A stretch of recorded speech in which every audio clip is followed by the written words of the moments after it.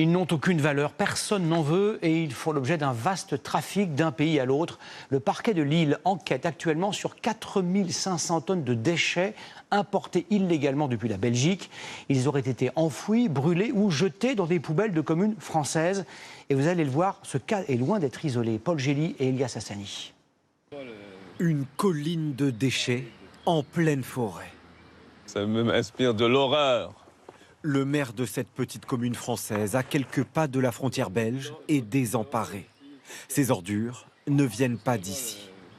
Ça vient de très loin parce que c'est de Anvers, hein. Ce n'est pas d'ici, hein. C'est pas à 20 km, hein. C'est à 300 km.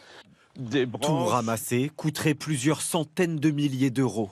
Le maire n'a pas ce budget. Le sentiment d'être un petit peu abandonné de tous. Maintenant, il faut quand même se débarrasser de ce tas d'ordures, alors qu'ils viennent pour la plupart de Belgique. Victimes d'un trafic international d'ordures. Les contrevenants les voici. Des sociétés peu scrupuleuses qui proposent en Belgique leurs services à des prix défiant toute concurrence pour évacuer en France les déchets de leurs clients.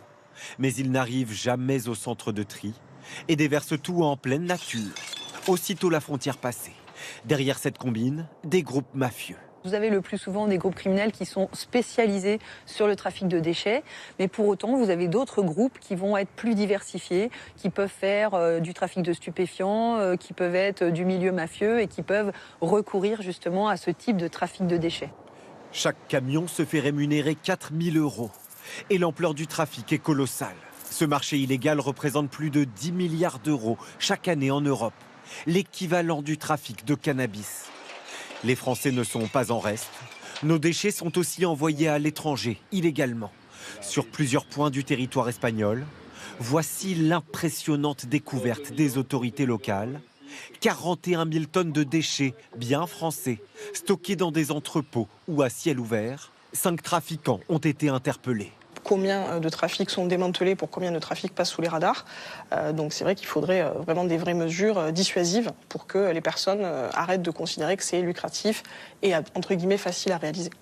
Actuellement, le trafic de déchets est puni de 2 ans de prison et 75 000 € d'amende.